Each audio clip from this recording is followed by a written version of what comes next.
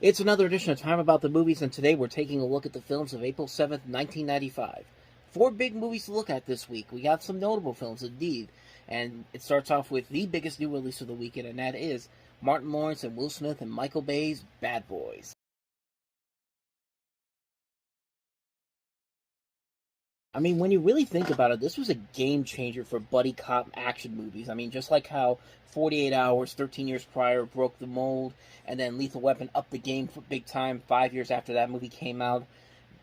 8 years later, you have this movie, and just from the style, the casting, the way it was presented, the direction, just everything about this movie was just such a groundbreaker for the buddy cop genre. It wasn't a typical buddy cop movie. It was a different type of buddy cop movie. It was an action-heavy movie with elements of comedy in there, and I mean, two big rising stars at the time. Martin Lawrence coming into like the third year of his show on Fox, and then Will Smith coming towards the end of his run on The Fresh Prince of Bel-Air. I mean, the perfect movie for both of them to jumpstart their careers. This was the movie, of course, that did jumpstart their careers as film actors. And, of course, Michael Bay, who had long been a music video director and even a commercial director. Like, I bet a lot of people don't know that he directed the very first Got Milk commercial in 1993. That's something that is still very interesting, considering what he's done in the 30 years since then. But this was the movie that launched him as the big action director, and it's definitely his style, and it's a reason why the movie works so well. I mean, visually, stylistically, it's a well-made film on so many levels. Just the pairing of Martin Lawrence and Will Smith together, and the way they're able to improvise a lot of the lines and have a lot of chemistry together, it just works so well. It's hard to believe that this movie almost was entirely different altogether. Like, when this movie was originally written up, the producers, Don Simpson and Jerry Bruckheimer, actually envisioned Dana Carvey and John Lovitz in these roles, and it was a much different movie. It would have been something similar, like the mediocre buddy cop movies we got a lot of in the night. Is between 48 Hours and this, like something of the example, like Gene Hackman and Dan Aykroyd in Loose Cannons is one of the most notorious examples of that. Yeah, this was a much different movie, and the film was written for them, and then Arsenio Hall was going to be in it at one point, and he said that it was the worst mistake he ever made. But let's be honest, this probably was a good call for him not to do this movie. But yeah, just the fact that this movie that exists as it is almost was a movie with Dana Carvey and John Lovitz, and this whole movie could have been a whole lot different. It's just hilarious to me that this movie ended up becoming what it eventually did, because, man, the way it started off was going to be just like, whew. We'd be looking at this movie a whole lot different if it ended up being what it was originally envisioned as, but luckily that was not the case, and the fact that Michael Bay said to Will Smith and Martin Lawrence, hey, improvise some of these scenes, make these scenes a whole lot better, and you know what? A lot of the times, it did work. It gave the movie its own unique look. It gave the movie its unique style in terms of writing and vision, and it was just a ton of fun. It's a great movie on so many levels. Like, it's a movie that just works on so many levels, and it works because of the fact that these two guys really do work off each other very well, and like, it's a very solid film. I don't know how much more I can say about it, but it's just a very solid film. It's not a groundbreaking movie. What am I even saying? In a way, it is kind of a groundbreaking movie. There are flaws to it, but not a lot of them. But it's just a movie that really changed the way we looked at action buddy cop movies from this point going forward. I mean, this was definitely a game changer for how you do these type of films, and it just proves that you need great chemistry between two really good actors and a good director to really make this work. And the results here speak for themselves. I mean, this is a great film on so many levels. And, in fact, overall, the Bad Boys movies as a whole have been great films. But, like, Bad Boys 2 is so bad but good in a number of ways. But there are so many memorable moments from that particular film. And then we just had Bad Boys for Life, which really, honestly, I was surprised at how much that movie actually was almost as good, if not better, than this movie was. And this was a great film regardless, but Bad Boys for Life really changed the way that movie changed the way my thinking was with the way that movie started off as and what it eventually became. And eventually we'll get to those movies later on. But yeah, what more can I say about this? Bad Boys, man, Bad friggin' Boys, classic film. So that was one of the big new releases that came out this weekend. The next one that came out this weekend is also a notable classic in its own right, and that is Disney's A Goofy Movie.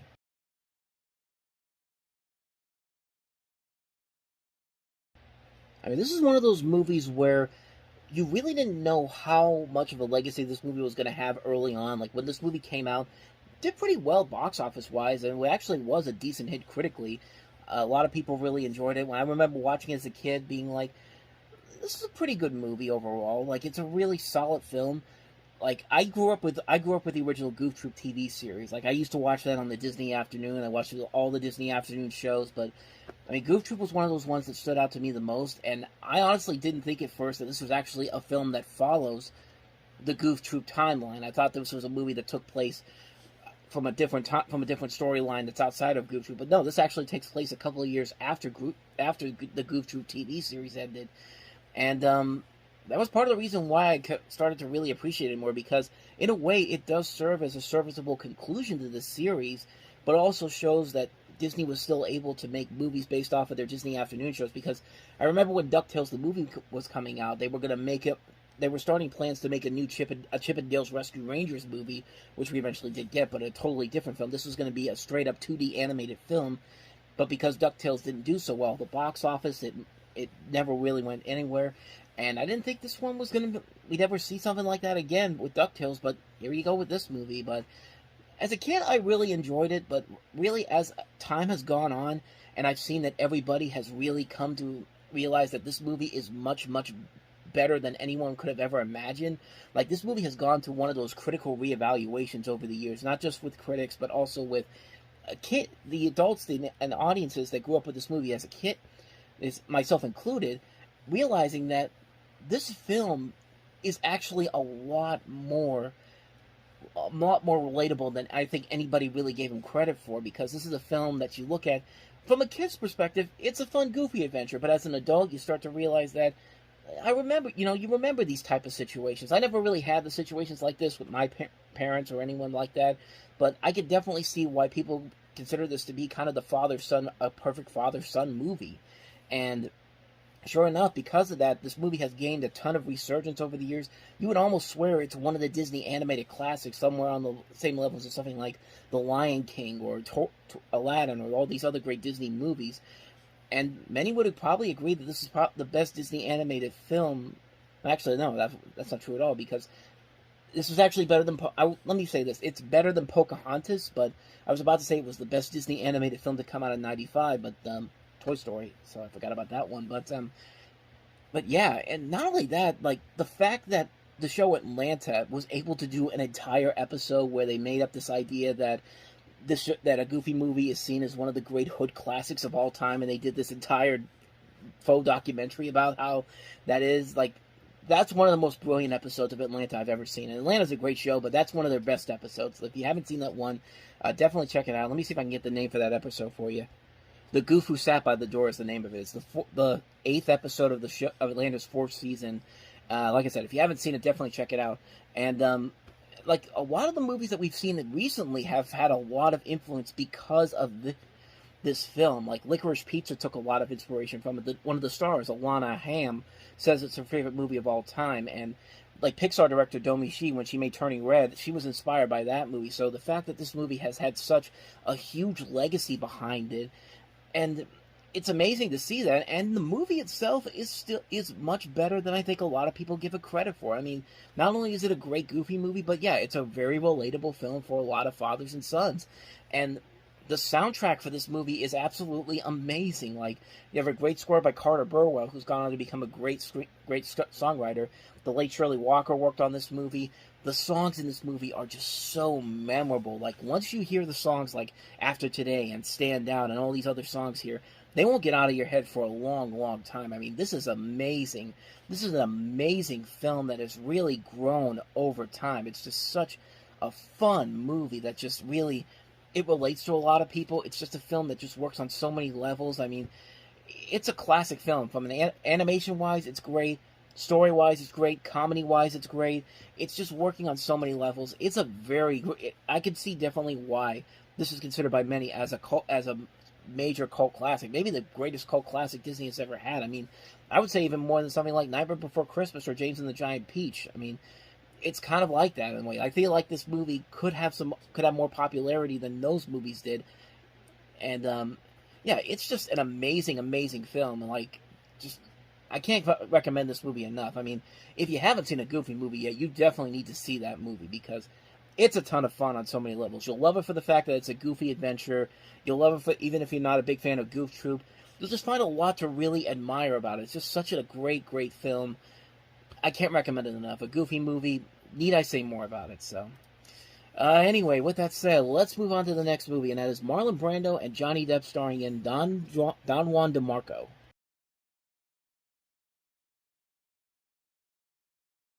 Rated PG-13, so you're not going to get a whole lot of sex scenes if you're a guy who's been dragged to this movie with your girlfriend, and you're expecting that. You're not going to get that in this movie. But Don Juan DeMarco, it's a film, of course, with Johnny Depp as this Casanova who dresses like Zorro, and he very much has this thing where he claims to be Don Juan, and you have Marlon Brando playing the psychiatrist at a mental institution, and this movie had a lot of things about it that could have easily killed it, but I saw it and I was just kind of like, well, this isn't anywhere near as bad as I thought it was going to be, but I wouldn't say it's a classic by any means necessary. I think the fact that it's a lot better than this trailer gives it credit for, because the trailer here did not look very pleasing, honestly, when I first looked at this, but going into the movie, I would say that it's not the worst thing ever. Like, I think Johnny Depp has a lot of charisma. He makes this role work. You know, Marlon Brando, I think, is just kind of coasting, but it's a coasting where it's just kind of like, he does at least have some investment into this. Like, he's not just slouching around in this one. Because I've seen movies where he's definitely slouching around for a paycheck and not really doing a whole lot. When do we get to the Island of Dr. Moreau for that one? But, like, he's not doing a whole lot here, but he does just enough to say, you know what, I'll give you credit for that. You actually were trying here, but I think overall the movie is just okay. It's definitely a chick flick. Like, there's no denying it whatsoever. It is very much a chick flick movie, but the only thing I can really say about it is that it has a pretty badass Bryan Adams song. Like, have you ever really loved a woman? It's no everything I do it for you, but I mean, it's a song that once in a while it'll start coming to my head every once in a while. Tell me, have you ever really, really, really ever loved a woman? Sorry for the bad singing there, but you get kind of the idea here. It's actually a pretty decent song. A couple of songs here by Selena too, like that were actually pretty good as well. Good score by Michael Kamen. Overall, yeah, it's a pretty solid film overall, but it's one that's just kind of like, I liked it, but it's not one I'd want to watch over and over again. Like, it is the definition of a chick flick, and not a bad one either, so at least there's that. So, with that said, let us move on to the last movie that we have here, and that is Liam Neeson and Jessica Lange starring in Rob Roy.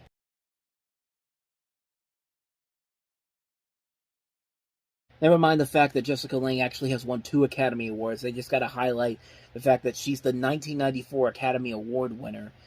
But then again, this came out on April 7th. This was back when the Oscars were usually in late March, early April, so that's probably why they did it. But why not just say she's a 2-time Academy Award winner, because that's exactly who she is. But yeah, as far as the movie itself goes, this is actually a pretty good movie. This is directed by Michael Caton Jones, who also did such films that we talked about, including Doc Hollywood, Memphis Belle, This Boy's Life, Scandal. It's done a couple of decent movies, and Liam Neeson also in here as well. It's a good historical drama, and Tim Roth gives a really good performance in this. It got him an Academy Award nomination for Best Supporting Actor. John Hurt, Eric Stoltz, Brian Cox, Jason Fleming. A pretty solid cast, so pretty good action overall. A surprisingly effective movie, honestly.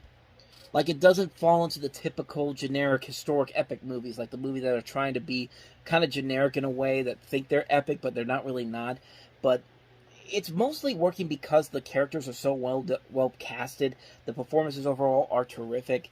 It's amazing. Like, the sword fight in the end of this movie is so well done. This is 1995, and they could still do sword fights that are still very climactic, very epic, and this is probably one of the best sequences of that type I've seen in a modern film in a long, long time. I mean, It's a brilliant film. It's a very well-made film. A movie that kind of takes you by surprise because of the fact that it sells itself as an epic movie, and most of these epic movies that try to be epic movies don't usually turn out all that well, and especially in modern times, but this works pretty well on its own to make it worth watching. I really recommend this movie, Rob Roy. Definitely check it out.